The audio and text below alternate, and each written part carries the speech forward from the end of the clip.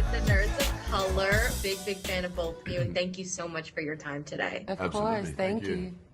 So amazing performances in this movie, which I'm not surprised, longtime fan of both of you. So I knew you guys were gonna just kill it. But Anya, I want to start with you. How did the role of Furiosa empower you personally? And what do you hope it gives young women, especially Latinas, because I'm Latina and I look up to you so greatly, watching and maybe relating to your character? I mean, to see you in this role was just incredible. Thank you so much. You know, I love the idea of no matter how hard somebody pushes you down, if you just keep getting back up, at some point you're going to come out on top. And I think it's interesting in films like this because it is all so big. You really understand what it is to have one woman's singular journey be disrupted and, you know, constantly almost controlled by these two giant powers that be, it feels like, for her.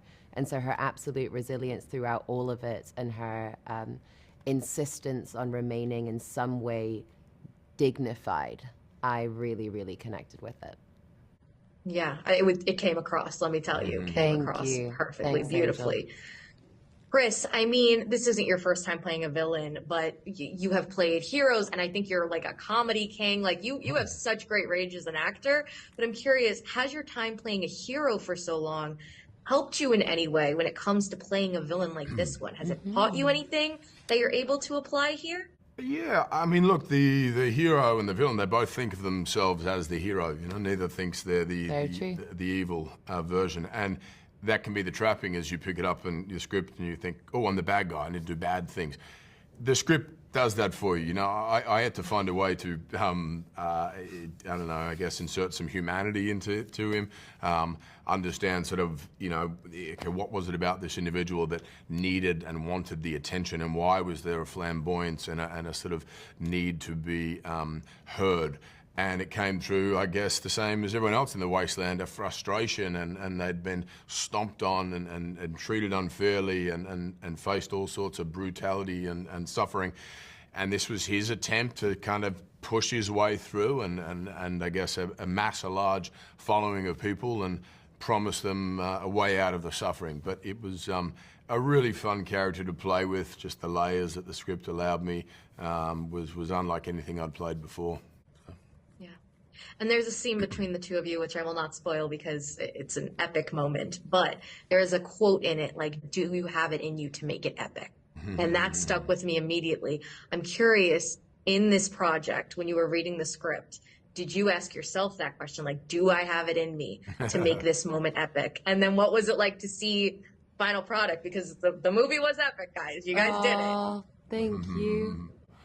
I mean, can you do it? Is this possible? Are you going to fail? Are you any good? All those questions, I think, they're pretty human as well as, you know, if you're an actor, for sure.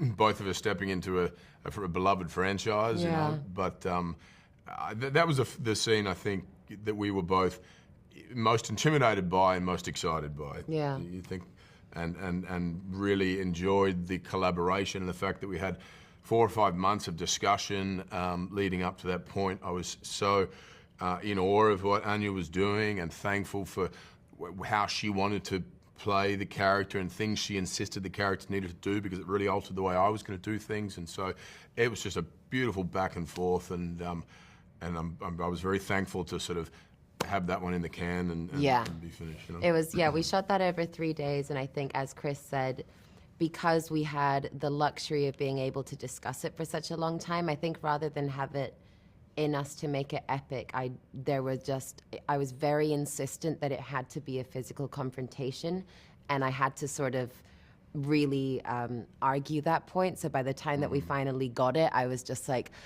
yes, okay, we did it, we got it. And I think we both felt really good at the end of it. And I know that George was just like, yes, okay, we can put it to rest now. Also, sort of a healthy amount of fear as a motivator too, you know, having to make it epic. The sort of purpose pulls you, your fear pushes you kind of thing is kind of, I both think they have a place, but either one, and you know, there's an imbalance. It can be tricky, but anyway.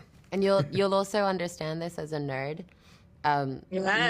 We came into this as fans, Yeah. And so when you have that sort of extra weight where it's not just you performing as an actor and you trying to protect a performance, you're trying to protect a character in a world that you really, really love. I think that passion really helps. Yeah. You want to do right by the world that you're in, because we're both such big fans of it.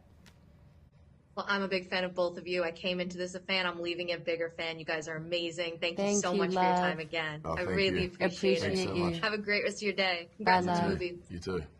Directors, comments and the lectures, fanboys, professional artists and professors. Maybe a nerd who's just like you, talking about the things that you like too. So I invite you to the NOC. In full color, you see me. The hard knock life, comics, movies, and TV. Yeah, pop culture with a different perspective. Watch it on your screen, hit play, so check this.